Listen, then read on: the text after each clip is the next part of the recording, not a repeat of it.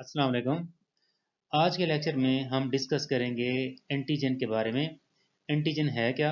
ज़्यादातर स्टूडेंट्स ये समझते हैं कि ये इसको मिसडिफाइन करते हैं कि ये फॉरेन सब्सटेंस होती है।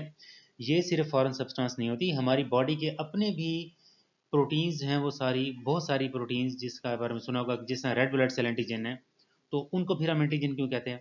इस तरह एक एंटीजन के डिफरेंट पार्ट्स होते हैं, उसको हम एपिटोप कहते हैं। और उन एपिटोप की वजह से जो डिफरेंट एंटीबॉडीज बनती हैं, मोनोक्लोनल एंटीबॉडीज, पॉलीक्लोनल एंटीबॉडीज, वो सारी क्या होती हैं?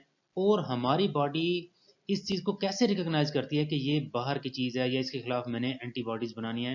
तो आज के लेक्चर में हम ये सारी बातें डिस्कस करेंगे।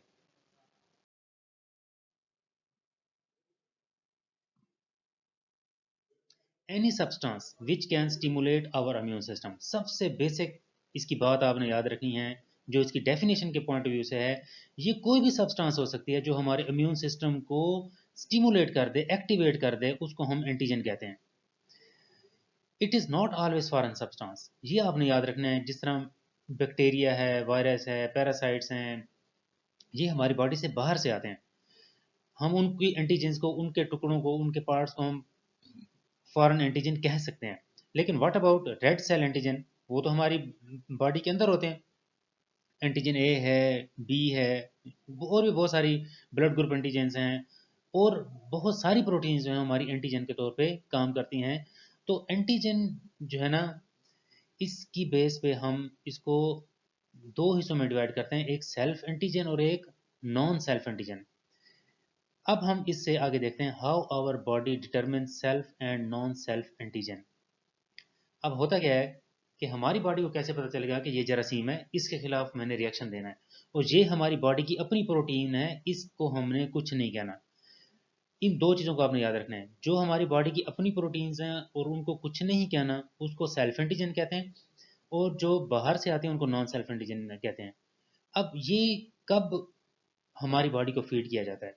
इन intrauterine life all our proteins, body molecules और एंटीजेंस आर रजिस्टर्ड। ये बात याद रखें, हमारी बॉडी के जितने भी प्रोटीन्स हैं, जितने मॉलिक्यूल्स हैं, वो सारे रजिस्टर्ड किए जाते हैं इंट्रायूट्राइन लाइफ में।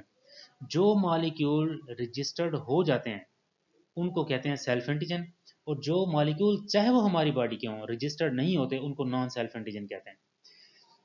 हमारी अपनी बॉडी के कुछ चीज़ें ऐसी हैं जो उस वक्त रजिस्टर्ड नहीं होती, उसको भी हमारी बॉडी फॉरेन सब्सटेंस समझती है अगर वो एक्सपोज हो जाए तो।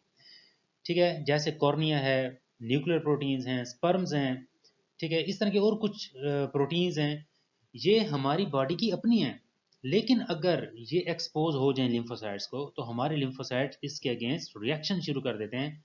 ठीक है, तो ये भी वो चीज़ें हैं जो हमारी बॉडी की अपनी होने के बावजूद ये हम हमारी बॉडी इसके अगेंस्ट एंटीबॉडीज बना देती है।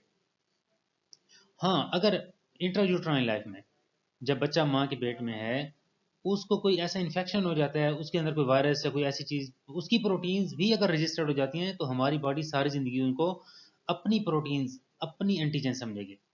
अब एंटीजन जो है ना, जो पॉलीपेप्टाइड्स होते हैं, प्रोटीन्स की बनी होती हैं, वो स्ट्रॉन्गर एंटीजन होती हैं देन कार्बोहाइड्रेट्स। और जो हमारी वीक एंटीजन होती हैं उनको हम हेप्टन्स कहते हैं। इनको किसी एडज्यूंट की ज़रूरत होती है, उसके बाद ये भी स्ट्रॉन्ग एंटीजन बन जाती हैं। एंटीजेंस के कुछ पार्ट्स होते हैं जिनको हम एपिटोप्स कहते हैं, जिनको हम एंटीजेनिक डिटर्मिनेंट्स भी कहते हैं। इसको हम आगे चल के देखते हैं। अब एक बहुत इंपॉर्टेंट कंसेप्ट है कि मोनोक्लोनल एंटीबॉडी किसे कहते हैं, पॉलीक्लोनल किसे कहते हैं। ये आप देखें, ये सामने आपके एंटीजन है, इसके ऊपर डिफरेंट एपिटोप्स आपको नज़र आ रहे हैं।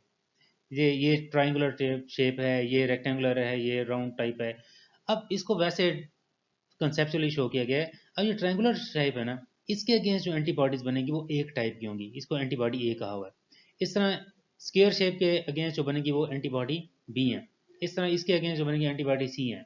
अब एक फर्ज किया हम इसको A1 कह देते हैं, इसके अगेंस्ट जो टाइप ऑफ एंटीबॉडीज होंगी ना, उनको हम कहेंगे मोनोक्लोनल एंटीबॉडीज। इस तरह A2 के अगेंस्ट जो होंगी वो भी मोनोक्लोनल होंगी, A3 के अगेंस्ट होंगी वो भी मोनोक्लोनल होंगी, ये सारी होंगी सेम एंटीजन के अगेंस्ट। अगर हम इनका मिक्सर बना रहे हैं, मतलब A1 2 3 डिटर्मिनेंट्स के अगेंस्ट एंटीबॉडीज का मिक्सर हम बना लें, तो उसको हम पॉलीक्लोनल एंटीबॉडी कहते हैं। याद रखें, मोनोक्लोनल एंटीबॉडी उस एंटीजन के एक एपिटोप के अगेंस्ट होगी। पॉलीक्लोनल एंटीबॉडी ये मिक्सचर ऑफ एंटीबॉडीज होगा जो होगा सेम एंटीजन के अगेंस्ट लेकिन उसके डिफरेंट एपिटोप्स के अगेंस्ट होगा। ये कंसेप्ट बड़ा इंपॉर्टेंट है। ये इसको मैं ये फर्ज किया कि एंटीजन का मॉलिक्यूल है, इसके ऊपर ये इसके डिफरेंट एपिटोप्स हैं, इसके अगेंस्ट जो एंटीबॉडीज बनेंगी वो और होंगी, इसके अगेंस्ट जो एंटीबॉडीज बनेंगी वो और होंगी सेम एंटीजन के अगेंस्ट, लेकिन हम उसको मतलब उसके जो एंटीबॉडी की जो स्पेसिफिसिटी है, जो उसकी बाइंडिंग साइट है, जो इसके अगेंस्ट होगी वो इसके अगेंस्ट नहीं होगी। तो ये एंटीजन के बारे में बहुत इंपॉर्टेंट कंसेप्ट है, इसको आपने अच्छी तरह समझना है। इसके साथ आपने एक और बात याद रखनी है, सुपर एंटीजन।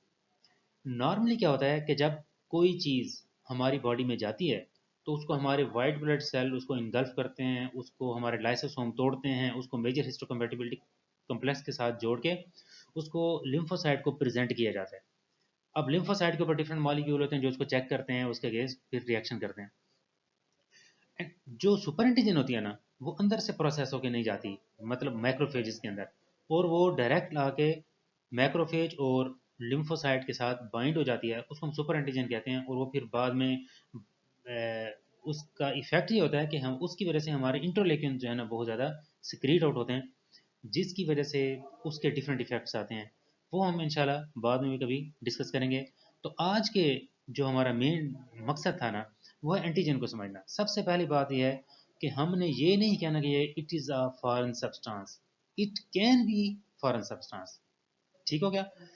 उसकी वजह मैंने आपको बता दी। अगर ये फॉरेन सब्सटेंस है तो हमारे रेड सेल एंटीजन को हम क्यों फिर फॉरेन, इसको वो तो हमारे अपने हैं। दूसरा अहम कंसेप्ट है, आपने ये समझना है कि ये हमारी बॉडी की रजिस्ट्रेशन पे डिपेंड करता है। ये बहुत इंपॉर्टेंट कंसेप्ट है। जो प्रोटीन्स हमारी बॉडी में रजिस्टर्ड हो जाती हैं इंटर यूट्राइन लाइफ में वो सेल्फ कहलाती हैं, और जो रजिस्टर्ड नहीं होती वो नॉन सेल्फ हैं, चाहे वो फिर अपनी हो या जो भी हो।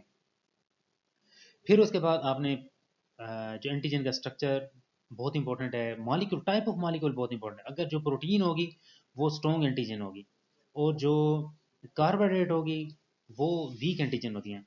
और उन एक एंटीजन जो है ना अकेला छोटा मॉलिक्यूल नहीं होता, उसके डिफरेंट पार्ट्स होते हैं। ये अगली बात इंपॉर्टेंट है। उसके डिफरेंट पार्ट्स को हम एपिटोप कहते हैं, और एंटीबॉडी का वो पार्ट जो उस साइट से जुड़ता है जिसको हम एफ ए बी पोर्शन भी कहते हैं, फ्रेगमेंट एंटीजन बाइंडिंग, उसको पैराटोप भी कहते हैं। एंटीजन के पार्ट को एपिटोप और एंटीबॉडी के पार्ट को पैराटोप कहते हैं। इसके दो तीन और डिफरेंट नाम भी हैं। ये एंटीबॉडी का ये जो है इसको एफ ए बी पोर्शन भी कहते हैं और पैराटोप भी कहते हैं, इसको एक और नाम भी देते हैं। ये आपने इसके बारे में चीज़ें याद रखनी है। फिर भी कोई आपको बात ना समझ आए तो आप पूछ सकते हैं। Thank you so much. अल्लाह हाफिज़।